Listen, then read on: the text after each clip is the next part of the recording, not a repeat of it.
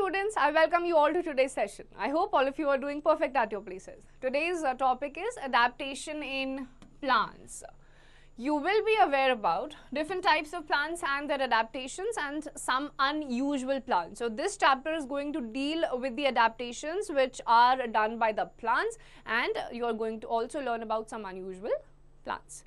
Plants are the living organisms which are found almost everywhere on earth. They can survive in water, in snow-covered mountains and even in deserts. तो आपके plants एक ऐसे living organisms हैं जो आपको earth पे हर जगह दिखाई देंगे. ड्राई लोकेशंस पे भी आपको अलग अलग टाइप के प्लांट्स दिखाई देते हैं. स्नो कवर्ड माउंटेन्स जहाँ बहुत बर्फ गिरती है वहाँ भी दिखाई देते हैं. इवन डेजर्ट्स में हर जगह आपको प्लांट्स दिखेंगे ही दिखेंगे. The place where a living organism lives is called its habitat. Any living organism chooses a place as its habitat where it receives all the necessary conditions needed for its survival. तो जहाँ पर भी कोई भी living organism, चाहे वो plants हो, animals हो या human beings हो, जहाँ पर वो रहते हैं और उनको वहाँ पे जहाँ पे भी वो reside करते हैं वहाँ पे सारी necessary conditions जो जीने के लिए, survival के लिए ज़रूरी होती है, खाना, पानी, घर, ये सारी चीज़ें उनको मिलती हैं, उस जगह को बोलते हैं habitat. Plants living in a habitat slowly change themselves in order to survive in that atmosphere. The plants which are able to adjust in their habitats successfully survive, while others who fail to change themselves become extinct. The changes an animal or plant show to survive in an environment is called adaptation. तो plants जहाँ पर रहते हैं उस location को अब बोलते हैं आपका हैबिटेट. अब प्लांट्स अलग अलग टाइप के अडेप्टेशंस करते हैं क्योंकि एनवायरनमेंट कॉन्स्टेंटली हर जगह का चेंज होता है over a period of time. कुछ साल लग जाते हैं बट चेंजेस होते रहते हैं. जो प्लांट्स अडेप्ट कर लेते हैं वो सर्वाइव करते हैं, जो नहीं कर पाते हैं वो एक्सटेंट यानी कि खत्म हो जाते हैं, वो फेस ऑफ द अर्थ पे रहते ही नहीं हैं. एनिमल्स, प्लांट्स, ह्यूमन बींग्स जिस भी टाइप का चेंज करते हैं in order for them to survive at a particular place to sustain their entire genes, उस प्रोसेस को बोलते हैं adaptation. Different types of plants and their adaptations. Plants are classified into two categories on the basis of their habitats. Number one is terrestrial plants. Plants को दो categories में place करा गया है उनके हैबिटेट जहाँ पे वो रहते हैं उसके बेसिस पे. पहला है terrestrial plants. Plants that grow on land are called terrestrial plants. Land has different features like plants, mountains and deserts. Terrestrial का मतलब ही लैंड होता है. तो टेरेस्ट्रियल प्लांट्स आपके वो प्लांट्स होते हैं जो लैंड पे ग्रो करते हैं. अलग अलग फीचर्स में आपको ये दिखाई देंगे. फॉर एग्जांपल प्लेन्स में आपको दिखाई देंगे, माउंटेन्स में आपको अलग अलग पॉइंट पे दिखाई देंगे एंड देन डेजर्ट्स पे भी दिख सकते हैं. More to know, climate also plays a crucial role in the existence of plants of a place. Some plants survive in heavy rainfall while some need scanty rainfall for their survival.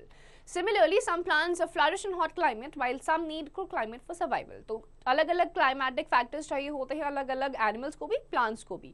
कुछ को बहुत ज़्यादा बारिश चाहिए होती है grow करके survive करने के लिए और कुछ को स्कैंटी का मतलब क्या होता है, बहुत कम. तो कुछ बहुत कम रेनफॉल में भी सर्वाइव कर सकते हैं. अलग अलग क्लाइमेटिक फैक्टर्स और अलग अलग प्लांट्स की नीड्स भी डिफरेंट होती है. Let us discuss different types of terrestrial plants. Number one is plants in plains. Plains have different variety of plants. Plants growing in plains have several branches. These plants can survive in hot as well as cold weather. Many plants found in plains shed their leaves during winter to protect themselves against cold. These plants are called deciduous plants. Plants like neem, peepal, shisham, gulmohar, ashok, teak, banyan, etc. are found in plains. तो plains में आपको अलग अलग type के plants देखने को मिलते हैं, अलग अलग ब्रांचेस आपको इसमें देखने को मिलती है. हॉट और कोल्ड दोनों वेदर में आपको ये प्लांट्स देखने को मिलेंगे. और प्लेन्स में बहुत सारे प्लांट्स ऐसे होते हैं जो विंटर्स के टाइम पे अपने आप को प्रोटेक्ट करने के लिए अपनी लीव्स को शेड कर देते हैं, उनकी पत्तियां झड़ जाती हैं. ऐसे प्लांट्स को स्पेसिफिकली एक नाम दिया गया है which is deciduous plants. Deciduous plants are those plants which shed their leaves during the winter season to protect themselves from cold. क्या एग्जाम्पल्स हैं आपके? नीम, पीपल, शीशम, गुलमोहर, टीक, ये सारे आपके प्लेन्स पे देखे जाने वाले अलग अलग टाइप के टेरेस्ट्रियल प्लांट्स हैं. Next is plants in hot and humid regions. Hot and humid regions receive proper sunlight and rainfall. Plants growing in such areas are adapted to have broad and flat leaves. तो hot और humid regions में आपको जो plants देखने को मिलेंगे mostly they will have broad, चौड़ी आपको उनकी लीव्स और फ्लैट दिखाई देंगी, so that they can keep themselves cool by evaporating more water in transportation. These plants are evergreen plants. अब यहाँ पे जो आपके फ्लैट ब्रॉड लीव्स होंगी, रीजन क्या होता है, खुद को बहुत गर्मी वाले एनवायरनमेंट प्रोटेक्ट करने के लिए, ताकि ट्रांसपिरेशन कौन सा प्रोसेस होता है जिसमें प्लांट्स वाटर को गिव आउट कर लेते हैं, and these types of plants are known as evergreen plants. Coffee bushes, coconut trees and rubber plants are found in these regions. Coconut tree, rubber plants and coffee, ये plants आपको इन regions पे, hot and humid regions पे मिलते हैं. Third is plants in deserts. Desert areas are hot and dry because these areas receive very little rainfall. The plants growing in desert are called xerophytes. The soil of these areas is sandy. Deserts में आपको जो plants देखने को मिलेंगे वो आप उनको बहुत, क्योंकि वहाँ बहुत कम आपकी rainfall होती है, इसी वजह से यहाँ पर आपके बहुत ज़्यादा hot या dry region रहता है. Plants जो deserts में grow करते हैं they are known as xerophytes. और यहाँ पे जो आपका sand या soil देखने को मिलेगा जो बहुत ज़्यादा sandy होता है. Plants growing in deserts have adapted themselves as follows. The leaves of xerophytes are either very few or reduced to spines for reducing water loss. It also protects them from animals.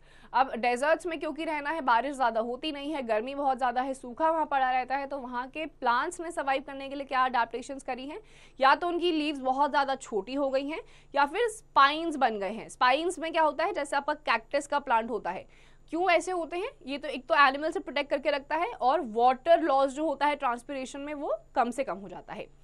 The stem of these plants is green and fleshy. The process of photosynthesis is carried out by the stem. अब आपके normally जो plants होते हैं उसमें photosynthesis leaves में होता है, but desserts यानी कि xerophytes जो होते हैं, xerophytes में जो फोटोसिंथेसिस होता है it is done through stem. The extra food and water are stored in a fleshy stem. Cactus, prickly pear, babool, kikar and date palms are some examples of xerophytes. अब extra food या पानी जो होता है वो इनके fleshy, जो इनका stem होता है, आप देखेंगे बहुत ही मोटा और fleshy सा होता है, वहाँ store हो जाता है. Cactus, prickly pear, babool, kikar, ये सारे कहाँ के, ये आपके सारे के सारे desert यानी कि xerophytes के examples हैं. Plants in cold regions. Trees growing in cold areas have adapted themselves for surviving in harsh cold and snowy conditions. They have following adaptations. अब cold regions में क्या होता है, वहाँ पर भी आपके बहुत ज़्यादा harsh snowy conditions होती हैं. वहाँ किस तरीके से plants ने adapt किया है, these are tall, straight and cone-shaped. These features allow snow to easily slide off their branches. अब अगर बर्फ पेड़ पे बहुत ज़्यादा टाइम तक जमी रहेगी वो पेड़ को खराब कर देगी, तो यहाँ के जो आपको पेड़ देखने को मिलेंगे वो बहुत ही लंबे होते हैं, कोन शेप के, जैसे यहाँ पे दिखाई दे रहा है, लंबे हैं और कोन शेप के हैं. कोन शेप से क्या फायदा होता है, बर्फ अगर गिरेगी भी तो रुकेगी नहीं ज़्यादा और नीचे की तरफ स्लाइड ऑफ कर जाएगी. The leaves of these trees are needle-shaped and have a waxy coating to prevent any damage from snow. Cone shape की आपकी leaves यहाँ पे आपको देखने को मिलेंगी, waxy coating होती है ताकि बर्फ अगर हल्की फुल्की रह भी जाए तो उससे ज़्यादा डैमेज ना हो. They produce cones instead of flowers with seeds inside them. Pines, fir, cedar, etc. are some examples of trees growing in cold regions. तो यहाँ पर जो आपको plants देखने को मिलते हैं ये cones produce करते हैं instead of flowers, और इन cones में seeds होती हैं. Pines और cedar are the examples of some plants which are found in cold regions. Plants in swampy regions. Swampy regions are also called marshy regions. Soil in these areas is sticky and clayey. The air cannot reach the roots through this type of soil, so plants growing here have special breathing roots that come out of the soil for breathing. अब marshy land जो होता है जहाँ पे दलदली मिट्टी होती है, अब मिट्टी इतनी दलदली होती है, इसकी वजह से जो एयर होती है मिट्टी तक अंदर तक नहीं जा पाती है, इसीलिए यहाँ पे जो प्लांट्स होते हैं किस तरीके से अडेप्ट किया है, रूट्स जो होती हैं बाहर की तरफ आती हैं और फिर ब्रीद करती हैं. स्वैम्पी रीजन्स को मार्शी रीजन्स भी बोला जाता है. More to know. The balsam fir is the type of fir tea most commonly used to make Christmas trees. तो Christmas trees पे आपको जो ट्री देखने को मिलता है मोस्टली वो कौन सा होता है, balsam fir. Mangrove tree is an example of this kind of plant. तो स्वैम्पी या मार्शी रीजन में जो आपका एक बहुत ही फेमस ट्री होता है, it is mangrove. Next is plants in hilly regions. Some plants grow in hilly areas which receive plenty of rainfall. Tea plant grows well in the hilly regions or areas where rain water flows down the slopes. अब hilly areas में बहुत बारिश यहाँ के plants को चाहिए होती है। टी प्लांट जैसे होता है जिनको बहुत ज़्यादा बारिश चाहिए होती है, तो हिली रीजन आपका स्लोप की तरह होता है, तो आराम से जो बारिश का पानी होता है वो फसलों तक पहुँच जाता है। Now next is aquatic plants. Plants growing in water are called aquatic plants. अब aquatic का मतलब ही water होता है, तो आपके जितने भी plants water में grow करते हैं, these are known as aquatic plants. Aquatic plants are of the following types. Number one is floating plants, जो float करते रहते हैं, तैरते रहते हैं. Some aquatic plants are seen floating on the surface of water in lakes and ponds. These plants are called floating plants. The body of these plants are spongy with lots of air spaces. The leaf stalk of these plants is hollow and filled with air. These features help these plants to float in water. अब जितने भी आपको ये floating plants दिखेंगे, ये पानी के ऊपर, पानी के सरफेस के ऊपर तैरते रहते हैं, और इसमें जो लीफ स्टॉक होता है उसमें कुछ फिल नहीं होता है, हॉलो यानी कि खाली वो होता है, जिसकी वजह से सिर्फ उसमें हवा होती है, जिसकी वजह से वो बड़ी आसानी से फ्लोट कर जाते हैं। Water hyacinth, duckweed and water lettuce are some examples of floating plants. तो hyacinth, duckweed and water lettuce are the examples of floating aquatic plants. Next is fixed plants. अब फिक्स्ड का मतलब है एक ही जगह पर ही रहते हैं, they do not float and change their places. The aquatic plants which have roots fixed in the soil at the bottom of pond और lake are called fixed plants. तो इनकी जो रूट्स होती हैं वो एक जगह पे फिक्स्ड रहती हैं। They have thin, long and hollow stems that grow up to the surface of water. The leaves of these plants are broad and flat with a waxy coating on the surface to prevent them from rotting in water. The leaves of these plants float on the surface of water. Fixed रहते हैं एक तो, thin और long इनकी stems होती हैं, वो भी hollow होती है, surface water के surface पे ही ये grow कर जाती हैं, और बहुत ही broad और flat waxy coating होती है इनके surface पे। इसका क्या reason होता है? ताकि जो water में इनकी leaves या plant है वो खराब ना हो। Water lily and lotus are some examples of fixed plants. These are water lily and lotus. These are your examples of floating fixed plants. More to know.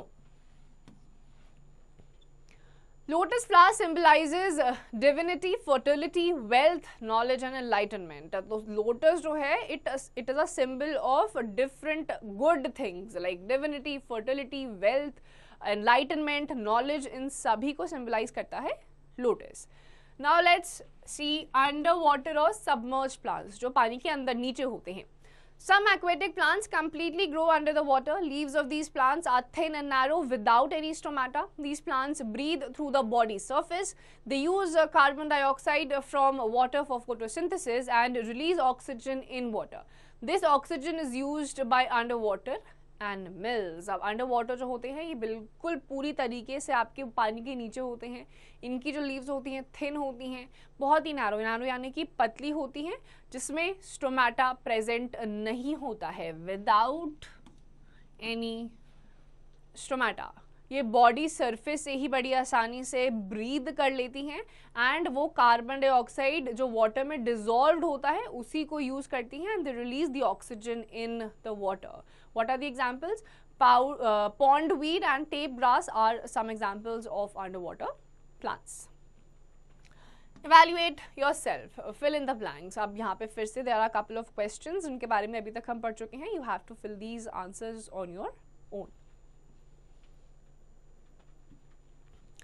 Some unusual plants. Number one is insectivorous plants. Now unusual क्यों है? क्योंकि normally जैसे plants function करते हैं वैसे नहीं करते हैं. Some plants eat insects as food. Their leaves are modified to trap insects. Thus, these plants are called insectivorous plants. अब insectivorous में नाम में ही insect आ गया है, तो these plants eat insects. इस तरीके से इनकी leaf modified होती है कि जैसे ही इन पे कोई भी insect आता है ये उसको trap कर लेती है. Hence, they are known as insectivorous plants. Pitcher plant and Venus flytrap are some examples of these plants. Pitcher plant, Venus flytrap, ये जैसे ही insect इन पे बैठता है वैसे ही ये ट्रैप कर लेते हैं उनको लीव्स को बंद करके और उसको कंज्यूम कर लेते हैं। Number 1, in pitcher plants, leaves are modified to form a pitcher with a lid to cover its mouth. When an insect sits on the mouth of the pitcher, lid drops, trapping the insect inside. अब ये जो पहला है photo pitcher plant, ये picture की तरह आपका बन जाता है, ऊपर की तरफ माउथ होता है लिड के फॉर्म में, जैसे ही इंसेक्ट आता है लिड ड्रॉप कर जाता है और इंसेक्ट आपका अंदर चला जाता है. Second is, in Venus flytrap, leaves are modified as the boxes with hinges. They have long hair along the edges. When an insect touches the hair, the leaf snaps shut, trapping the insect inside. अब Venus flytrap में क्या होता है, इनकी जो leaves होती हैं, they are like boxes with the hinges. जैसे ही कोई भी इंसेक्ट इनके हेयर पे आके बैठ जाता है, वैसे ही इनका जो लीव्स होता है वो बंद हो जाता है and the insect gets trapped inside. More to know.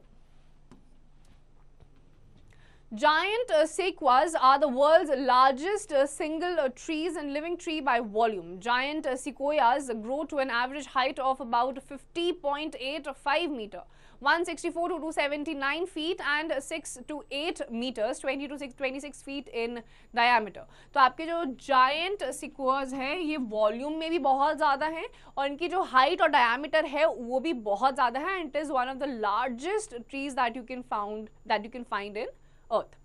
Second is parasitic plants. Some plants depend upon other plants for their food because they do not have chlorophyll. Thus, these plants are non-green plants. Amar bale is an example of parasitic plants. अब plants कुछ आपके ऐसे होते हैं जिसमें आपका food वो खुद नहीं बना सकते हैं. Reason क्योंकि उनमें chlorophyll नहीं होता है. तो ये आपके non-green plants होते हैं. And amar bale is a type of parasitic plant. Third is saprophytic plants. Some non-green plants absorb nutrition from dead and decaying plants. These are called saprophytic plants. अब दूसरे टाइप के जो plants जो अपना खाना नहीं बना सकते हैं और dead leaves से अपना nutrition लेते हैं, dead या जो decaying plants होते हैं जो खराब हो रहे होते हैं उनको बोलते हैं saprophytic plants. Mushrooms and molds growing on bread are saprophytic plants. तो mushrooms जो हम consume करते हैं या आपके molds अलग अलग shapes में आते हैं, ये सारे आपके saprophytic plants के examples हैं. And last is algae. Algae growing near water bodies or at the bottom of ponds are also plants. They are green and perform photosynthesis. अब algae जो होते हैं जो water bodies के पास आपको दिखाई देते हैं, surface पे ही पूरा green होता है, ये green होते हैं and they do perform photosynthesis. That means they make their own food. Terms to learn.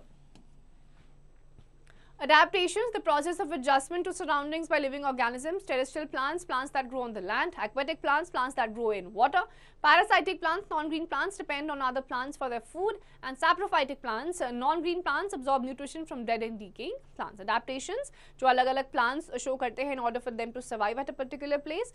Terrestrial plants which grow on land. Aquatic plants which grow on water. Parasitic plants जो non-green plants होते हैं, hence they are dependent on another plants for their food. And saprophytic plants which get the nutrition from dead and decaying plants. So students, here comes the end of this chapter also. I hope आपको सारी चीज़ें समझ में आ गई होंगी. इसको repeatedly practice करते रहिए और इसकी exercise खुद से करिए.